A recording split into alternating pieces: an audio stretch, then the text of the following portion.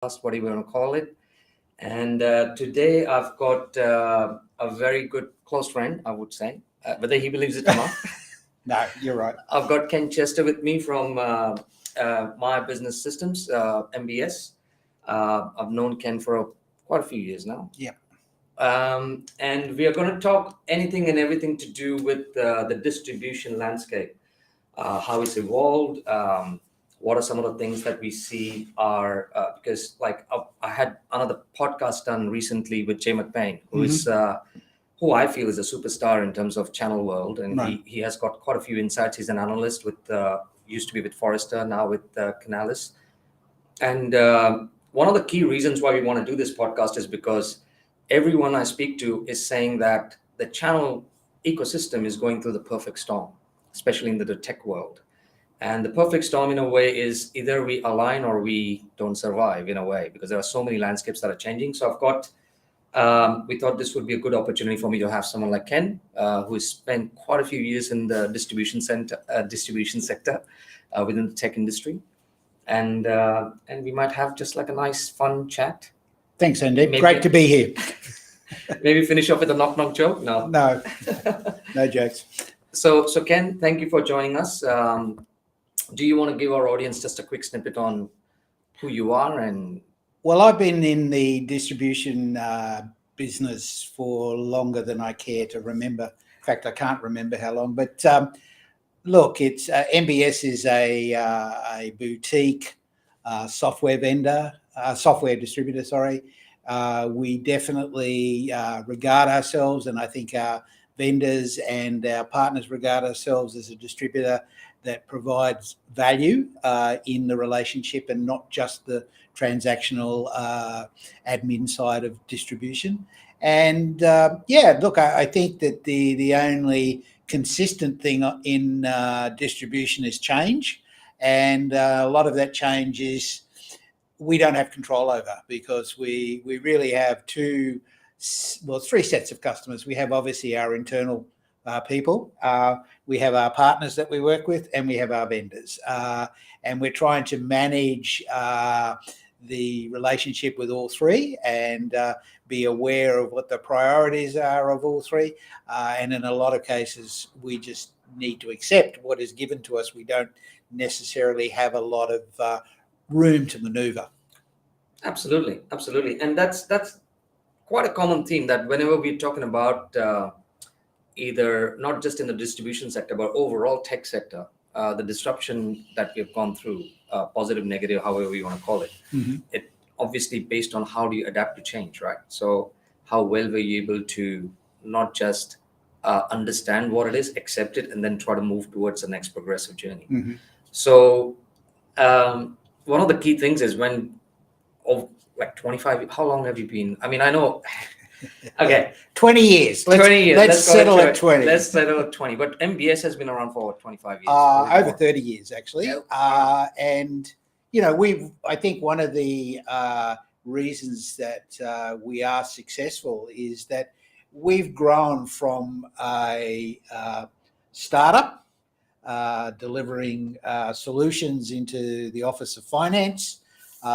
We've then gone into hardware resell, while still all the yards. Basically. Well, we've basically been on the journey that our partners are on now. Our final area that we've reached with regard to IBM distribution, IBM is distribution. So we're a pure play distributor in the IBM space. We don't do consulting. We don't do anything else other than distribution. But the role of a distributor for IBM has changed. The advent of software as a service as opposed to on-prem, the breadth of offerings, and the changing dynamic of end users who, at one point were looking for potentially specialists in each area who had deep dive knowledge for a particular, say, finance application, and then they would have somebody else who would be doing their database management, stuff like that. Customers these days are really looking for one entity to deal with. And because of the complexity of solutions, even with the advent of SaaS and APIs and things like that, it is difficult for one partner to have the complete breadth of knowledge. Mhm. And so what we are seeing is a need to partners, and that is challenging. That Absolutely. is very challenging, and that's where I think distribution, certainly from MBS's perspective, is going. And we're also looking at a different type of licensing model, particularly in the IBM space. We're not looking at partners who are just buying a product like Cognos, selling it on to an end user, maybe doing some consulting work around that. Our focus now is working with organizations like MSPs or startups or scale-ups who are building solutions that incorporate the IBM technology, but they own the license. Correct. And so they're on selling their solution. Correct. So, it could be measurable impacts marketing solution, for Correct. example. And the end user doesn't necessarily know that there is IBM content in there.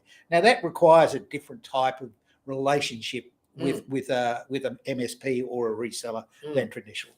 That's absolutely right, because when we look at those sort of common challenges, whenever we speak to any, like we work with pretty much in the tech sector for the agency that we are a channel marketing agency.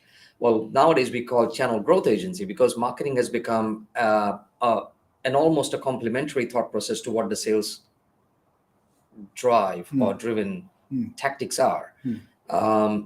So one of the things that we always feel is the way the models of licensing, for example, that you mentioned, how they have evolved. And now SaaS, obviously, I know it started 15 years ago, 10 years ago, the SaaS thought process. But now if you look at it, I don't know, I was seeing some numbers, it's like $3.5 trillion worth just SaaS business going on, right?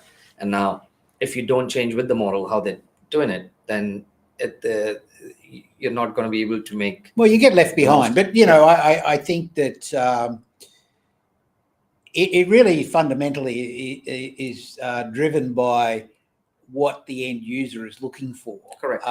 And the role of a distributor is to work with a partner on the outcomes that they want to deliver, that the customer is wanting. Correct. And then determining, well, how do we do that? Correct. Is it a SaaS solution? Is it an on-prem solution? Correct.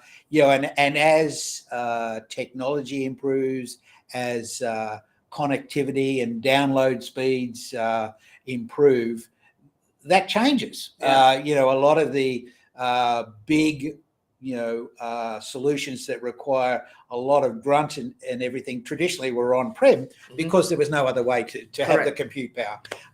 Nowadays that has changed dramatically, which has meant that the cost base for the end user and the partner and the distributor has come down. Correct.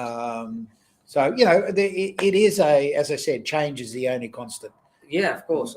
And this probably brings up to the main question, or at least in this segment, is so there are distributors and then there are distributors. Yeah. Right now, there are obviously the global big ones, and then there are mid markets. Yeah.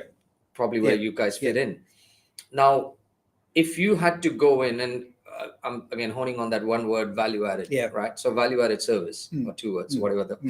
How do you differentiate when you go to market? Like, so I'll give you an example, and this is again for the audience as well. Most of the times when we are as a marketing agency, and I'm just giving a marketing perspective since that's what my forte is, we go in and they've already made a lot of decisions on what they want as a goal. And it's mostly like we are going into a challenge statement. They just throw challenges at us and we have to solve them. It's like, that's why we sometimes enjoy it, because we feel everything is a challenge. But sometimes they're unrealistic challenges. Like we think that in a time frame, in a budget, in this, in that, and you got expectations unlimited, right? what we started to understand was it's not just about doing ad hoc marketing. It's not going to work. Like we have done a ton of projects with you guys as well. Some, it's a hit and miss. And I'm not going to deny that, because I'm not here to try to say, oh, it's all, fairy tales. No, it doesn't work like that. A lot of times there is a hit and a miss, and where it's a miss, we have to take it up the chin. But then the thought process goes behind to what you were saying, the changes on how people are, the relationships have grown. The way we have now started to engage is not outbound, not inbound, it's nearbound. Nearbound. Right? Nearbound. Typical marketing, coming up with a new concept. Funny enough, I wish if it was my term, I could have come in. I bet you there's some other marketing agency has coined the term. But nearbound is where you exactly made the point, where partners already have relationships with certain accounts, and you're partnering with partners to go and trying to, instead of trying to keep asking partners to find their own market, it is unrealistic in a month for anyone, let alone a marketing agency, even for a salesperson, just to keep finding new markets. Oh, I have a great solution. I just want you to go and bloody bang your head on it and just try to sell it. It's not going to work. Instead, it all comes down to, so we started formulating this algorithms and we say, right, you have a partner ecosystem and you got 10 partners.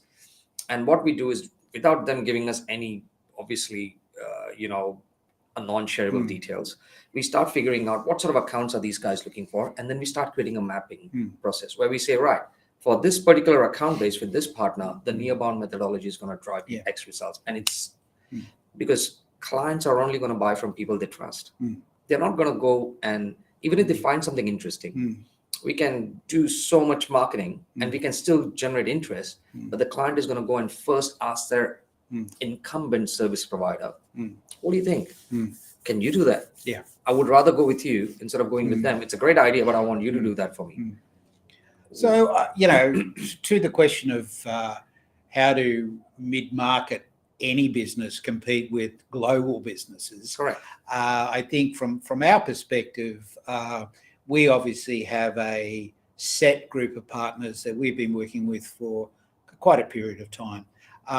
And we need to ensure that we are meeting their requirements of us to continually improve our business offering. We also have to be conscious that we can't be too far ahead of the curve. Correct. We need to be able to demonstrate to them that there is value in adopting a path that we're promoting. And I think that the way we're able to do that is because we are a mid-sized distributor, and because we are very focused in certain areas. We're able to have those in-depth conversations. We don't have 10,000 partners that we need to cover. We've got maybe 100 to 200, and of which a certain number are active. And so we know these partners particularly well.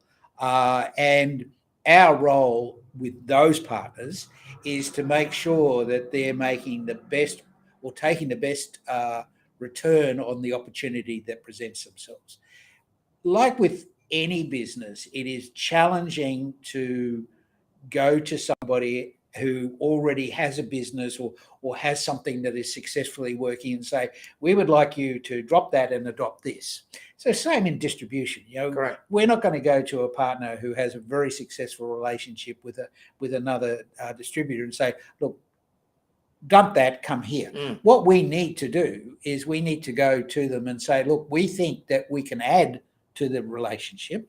And fortunately, in the IBM space, the opportunity of different licensing models allows us to do that. So, the sell-through, so a partner may be associated with another vendor on sell-through, but they are able to sign up with MBS from a embedded solution perspective. So, that's how we remain relevant. I think the other thing too is that when it comes to new partner acquisition, we are much more hands-on because we have to be. We don't have, 200 Microsoft partners that we can go and talk to about adopting IBM technology. We have to find a set of partners who are either already in the solution space, and they're not happy in where they particularly are, or that we can widen their solution or surround their solution with IBM technology, which will help them drive revenue. So it's all about, well, what's in it for me? I mean, let's face it, we're in this for business. We're in this to make money. And so, we need to be aware that we're conscious of that in our conversations. Right. I think that vendors as a group, have a wide portfolio of offerings. They're generally structured that, the offerings are divided up. And so you've got competing requirements within the vendor, and they're pushed down onto the distributor. And the distributor needs to sort of hold a line and say, okay, I understand that you want us to go after, say, AI, but why? What are we trying to achieve by bringing on AI partners? What have we got to offer AI partners that they don't already have? Because it's not cheap. That's for people to look at new solutions, and the same applies to their customers. Correct. So this is why, in the MSP model or the embedded solution model, it's very attractive, because we're able to say to a MSP, well, you're already delivering a service, you're already charging that on whatever metric you're charging it. What we are going to offer you is an additional benefit or an additional solution or service that you can just plug into that, to your existing offering. You don't need to spend 20 months, embedding it into your solution, because with APIs and everything like that, it's a lot quicker. And you can simply add $1 to your monthly fee. That's where the model's going. That's where customers want to be able to have a solution that is, if it's an ERP solution or whatever, that, where they're able to use the solution, and then their supplier says, oh, look, if you wanted this additional feature, which we believe, you just tick this box and it automatically flows down. So back to, how do we distinguish ourselves from the global vendors? Obviously, global vendors, have the partner base, they're worldwide. But, as an Australian-based distributor, we're very focused on what we do. I believe we're very good at what we do, and we're very personalised. And I think that you can't understate the relationship side in business. With the advent of Zoom and Teams and all that, the personal connection is sometimes lost. Absolutely. And if you're in a distributor that's got 4,000 partners and you've got 1,000 employees, it's difficult for them, I think, to maintain that personal connection. We are fortunate that we can do that, and I think that's where we differentiate and we specialize, and we stick to what we know. Absolutely. Because it's exactly the same. We get approached by vendors wanting to say, oh, look, can you distribute that? And we look and we evaluate and we say, well, okay, does our existing partner base fit your model? If it doesn't, we have to have a very strong business case why we would invest down that track. Correct. If it fits the existing model, it's an easier decision. Yeah.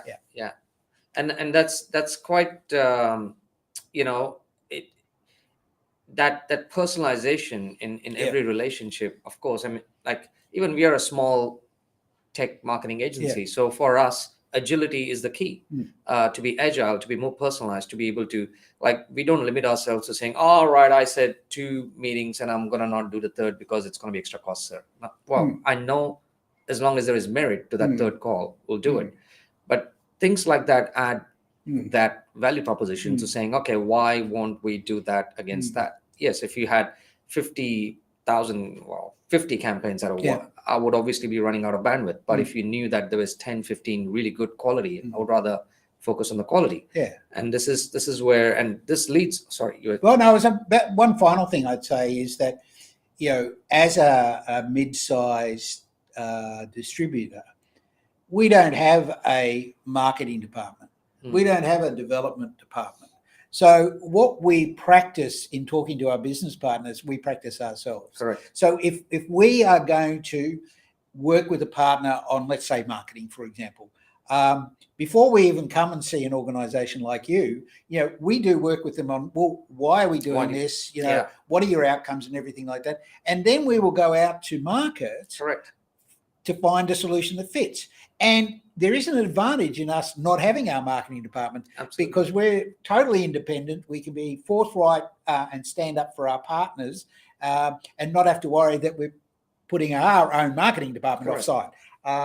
So, I think... And it helps us, sorry to stop you there, because it helps like agencies like me, because I know that when I get certain briefs, they're well prepared. They've thought through various angles before it comes to us. It's not like, oh, here is some dollars and by March, please. And well, we still want that, but you still want that, right? Yeah. But then the thing is, when there is more thought through process, then it doesn't negate the process that the same clients that we're going to go after, there is 11,000 MSPs, and that's who are going to be, I'm not saying everyone is going to be touching that, but pretty much good 5% of them are going to be hitting the same accounts. Yeah. How do we stand out? That's where we come in. The pure factor for us is, and again, this is the reason why distribution becomes such a good balancing act for us, is because vendors are doing their own campaigns. And I'm not just putting IBM here, but every other vendor that we work with. Vendors have their air cover. They're able to get those, at least marketing qualified conversations. Yes. But how they then narrate that or have that narrative go down to their ecosystem is a totally different conversation, right? Which is where distribution sometimes plays a huge role. For us, instead of just being a marketing, that's why I'm saying growth agency is a very different thought process, because I want to be more towards where the client already have an existing relationship with the partner, instead of us trying to do. So what can I put in the kitty bag for that partner to say, geez, I've already got this relationship. Yeah. And it's not just a volume play, it's a scope play. So it's quite interesting. So that's good. This actually gives me, while we're talking about partners, and this is one of the key topics, like every time we talk about partners, and like we've done quite a few onboarding exercises. We have done a lot of recruitment exercises. We have done a lot of education enablement, and they're all obviously a part of the journey, right? So a partner comes through a journey, and we, at a holistic level, we might, let's say, I don't know, we talked about AI before. We say, right, AI is here, and ChatGPT has just opened this Pandora's box where everyone is now trying to get in and jump in. I know you did a session last night about it. So the thing is this, that how do you then determine? So what is the characteristic of a right partner? Let's put it that way. Like, how do you characterize that I've got a good partner that we're working with? It's a bit of a how long is a piece of string discussion. I think it depends on what you're trying to achieve. I mean, ultimately, as a distributor, our goal is to have a partner who is an independent revenue generating engine. Correct. So, we have taken them through a journey to a point where they go out, they uncover opportunities, they close the opportunities, and they place orders on us. Correct. I mean, that's nirvana. Correct. Now, how long, how complex that journey is dependent on the individual partner. Correct. But and it depends on what the partner wants. We have partners who are one end of the scale are very singularly focused on one particular thing, and that's all they want to do. And we've worked out there's no point going to talk to them about AI, for example, because they're not interested in AI. They are singularly focused on their solution that they go out and do. We've got other partners at the other end of the scale who are early adopters on anything. So we know that if the vendor comes to us and say, look, we really need partners in here, and we go through due diligence with the partner, with the vendor, and say, well, why do you want them? Where do you want them? What type of person do you want?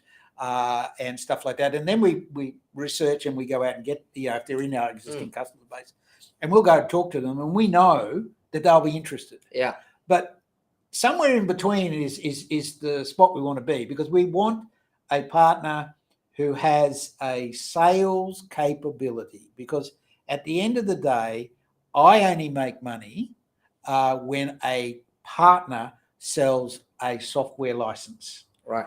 We know that partners make more money out of consulting services and their solutions than they will make out of software sales. Correct. And we understand that, and Correct. we work to support that. Correct. But they also need to understand that when they sell a solution that's worth $2 million and there's $50,000 worth of software, I'm getting this much of the 50,000. Of the 50,000, yeah. And so, it's a balancing act. So we need a couple of things. We need, despite the world and despite the connectivity of the world, for us, a good partner is somebody who has local people on the ground who have sales and pre-sales skills.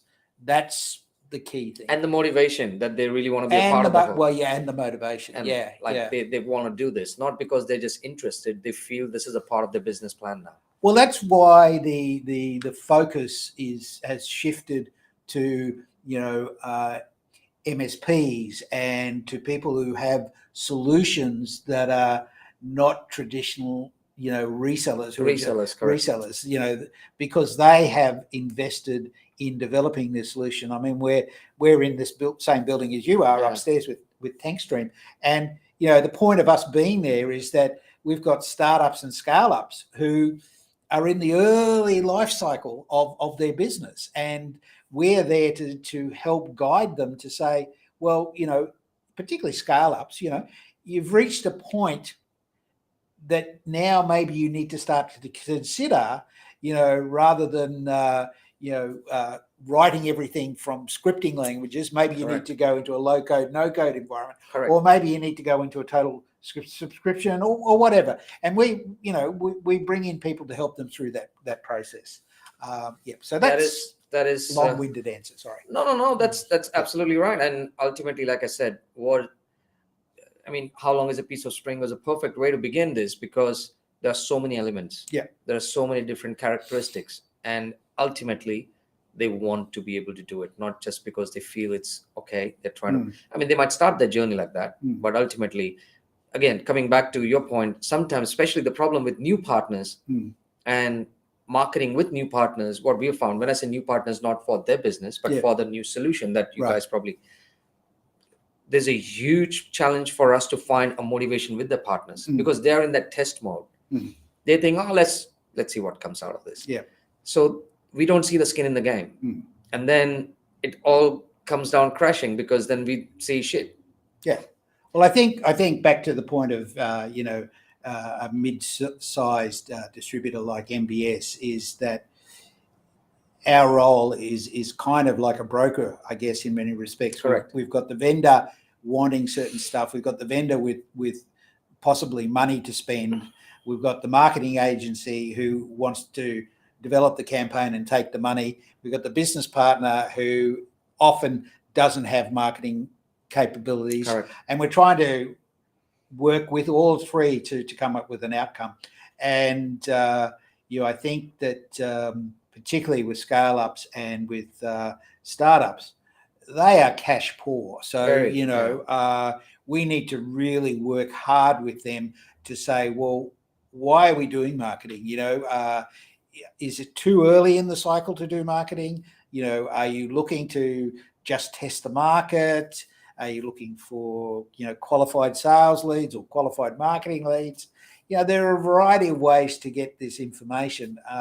The information is out there, through organisations like yourself and the vendors and just general, searching the web, you can find stuff. So it's a matter of, outcomes and making sure there's value for money in those outcomes.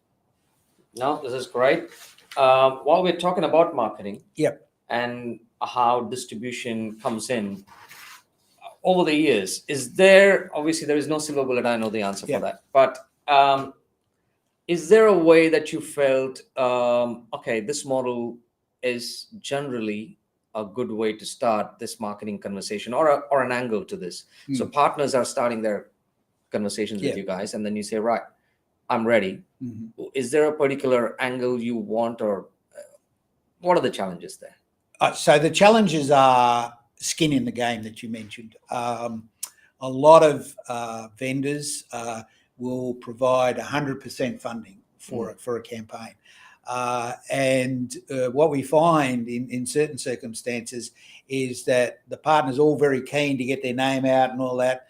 The agency's all very keen to get out there. But when it comes to hitting the road and a lead comes in or something comes in, it all falls apart. Correct. So the key thing that we work towards is back to what I mentioned before, is why do you want to do the marketing and what outcomes do you want to do?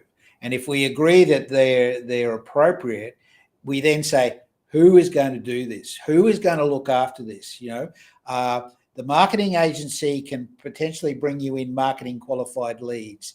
The vendor has got the product information and the support. The distributor has the processes in place to help you with that. But at the end of the day, you've got to sell it. You've got to be able to clear your diary. And I know you and I have talked about this many times, that they appoint somebody and then they don't have any time in their diary. Correct. And so a lead comes in and it's 2 weeks before they follow up. Correct. That's wasting money. Yeah. And the gun is only pointed one way. Towards us, because you didn't do the job. It's okay, and I've learned to have a thick skin over the years. But bulletproof vest, bulletproof vest. But to your point, right? Like, skin in the game is so freakishly important, because not only does that happen, at Measurable Impact, we started to say this. We start every meeting with this. We say, structured we hail, ad hoc we fail. Right. So if you want to have something of meaning in your conversations, 2, 3 things. 1, it takes time. It's not going to happen in a month. It's not going to happen in 2. It will take 3 to 6 months. Your sales cycle is a year. You're expecting marketing to give you something that is a sales call. It doesn't work. It takes time. Build your audience. Second, be structured. Have consistency. Keep driving it over and over and again. It takes 28 touch points before a client buys from you. 28. Generally, when we get a campaign, we get 1 touch point, max 2. If I'm freakishly lucky, 3 per touch points. And I want them to be at a sales qualified level. It's hard. Right? From and this is not a distributor talking, but from a business partner's perspective, it's challenging, because vendor funding is time based. Correct. And vendor funding is, they want to see opportunities in their CRM system within a time frame. Correct. Which doesn't suit your 28 touch points, doesn't suit the 6-month cycle. And so there's all this money that is being spent that isn't really driving the outcomes that we want.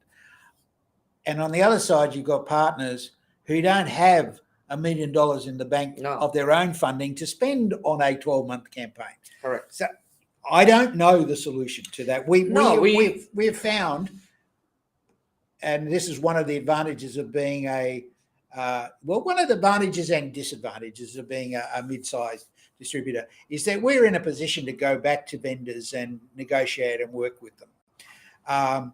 But we don't necessarily have $1 million sitting in our marketing budget either to fund something over that period of time. So but we have been very. MBS has always punched above its weight when it comes to marketing. And that's through the likes of your organisation and IBM, etc. That we have certainly haven't had 100% success rate. I don't think anybody has, but we have learnt from that, and so what we do as a mid-sized distributor when it comes to marketing is we look at the funds that are available from a vendor. We look at the rules around that, and we will supplement Yeah. Yeah. which has different rules because we're privately owned. We don't have to go through boards Hundreds and of, or things like that. Yeah. So and we don't have to go through all the compliance stuff that a Correct. vendor has to go Correct. through. Not to say that we don't do No. that, but so I think that it's a challenge, Sandeep. I think that the three things though are: make sure you've got a clear understanding of why you're doing it. Make sure you've got a very clear understanding of what your outcomes are. And then the third thing is make sure there is somebody who owns it and is responsible for it. 100% agreed. And that, again, I reckon it all starts, like you mentioned, with the skin in the game, right? I know we repeated that. The reason is, so including some of your partners now, what we're doing this year or even starting last year is we are actually fixing that problem first. We are first getting the skin in the game, right, to do things that they feel they should have on a structured by structured basis. So on a monthly basis, they're seeing some stuff. Yeah. And then comes additional dollars that come in, which then compensate for, so they don't have to rely on that monthly thing. They're still running campaigns that are working and they're creating value in a long-term perspective. So it starts from those 20 touch points. The first 5 touch points are happening on their side. They see the advantages, and everything we are trying to do is sales driven. So we want to engage all these campaigns sales by sales. So you've got 5 salespeople. We'll have sales of the month or rep of the month campaign. So each month that rep is going to be dedicated. Whatever we do, whatever kind of tactics we go to market will be aligned to that particular rep. And then they have another 2-3 months to chew on those things while they get conversations happening. And then we move to the next rep. It's a bloody great thought process. But again, when it's supported by the right kind of stakeholders, whether from the vendor land, from distribution, from the partner and header, top to bottom, that's when this engine works. The structured marketing thought process.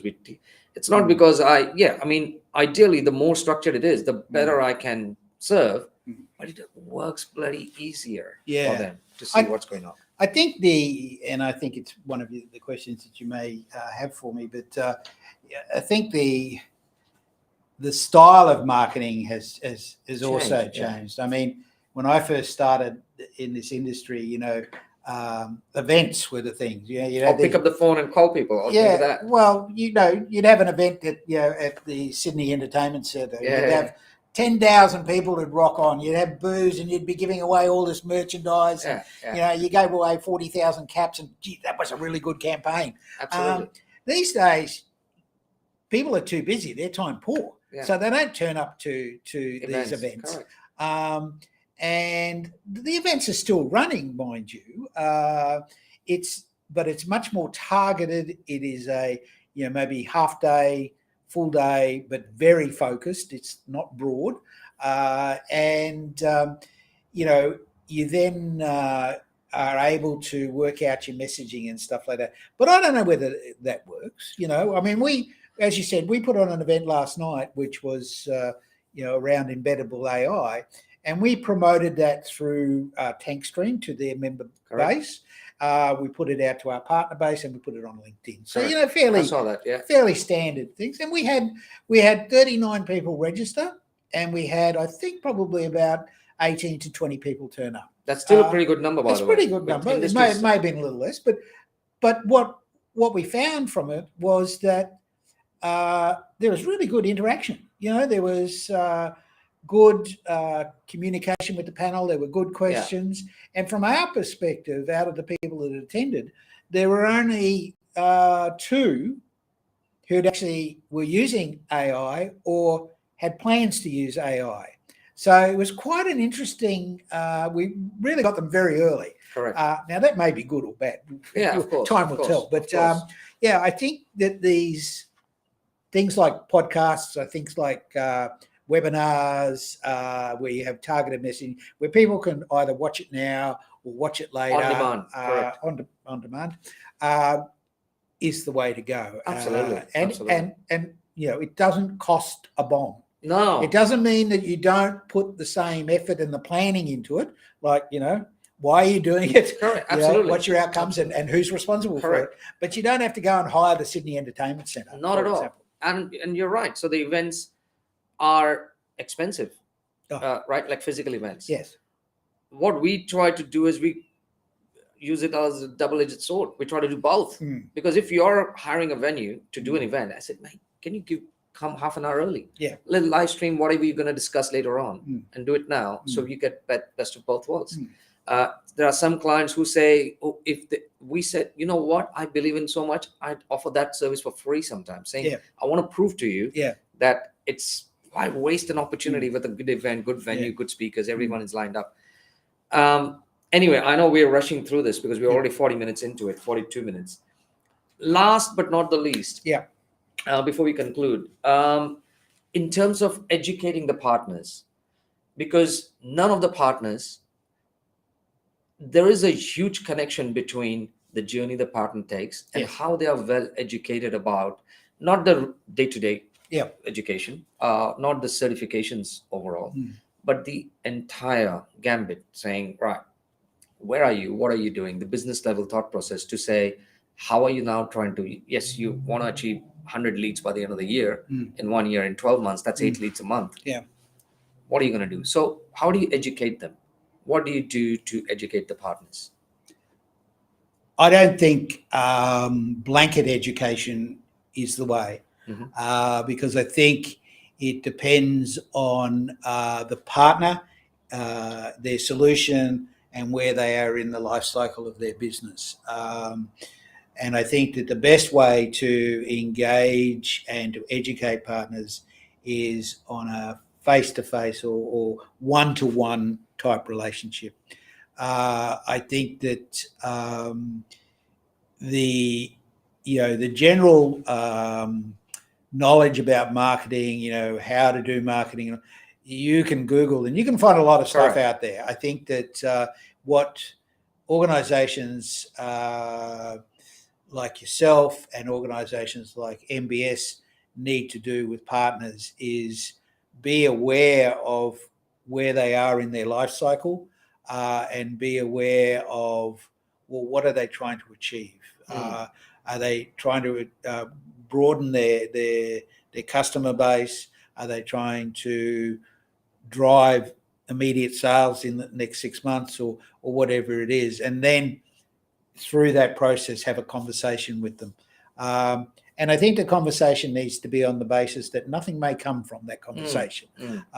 What you're really doing is trying to advise them, try and give them the, pass along your experience and your expertise, develop a relationship with them so that when they feel that they're at a point or if they've got a question, they come back to you. So it's kind of like marketing as a service, but you can't just have it, tick this box and we'll come out and deliver a campaign.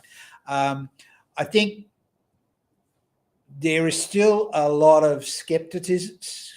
Yeah, good, thank you.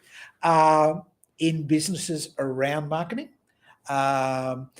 And it depends on who the person is. Absolutely. Your financial manager versus the sales manager or the marketing manager. And I think we need to overcome that. And we need to be innovative. And it's hard to be innovative. It's hard to come up with brand new ideas every time. But I think in working with partners and really being an adjunct to their team, which is how MBS tries and positions itself, is the way to do it, and that's the best way to educate. And, word of mouth. I mean, if you've got a business partner who is just successfully done a campaign or something like that, getting them into a podcast or something like that to talk about the good, the bad, the ugly. Absolutely. Is good. People these days, because they are time poor, will jump on something that they're interested in. If they're not interested, they're not going to look at it anyway. So, Agreed, 100%.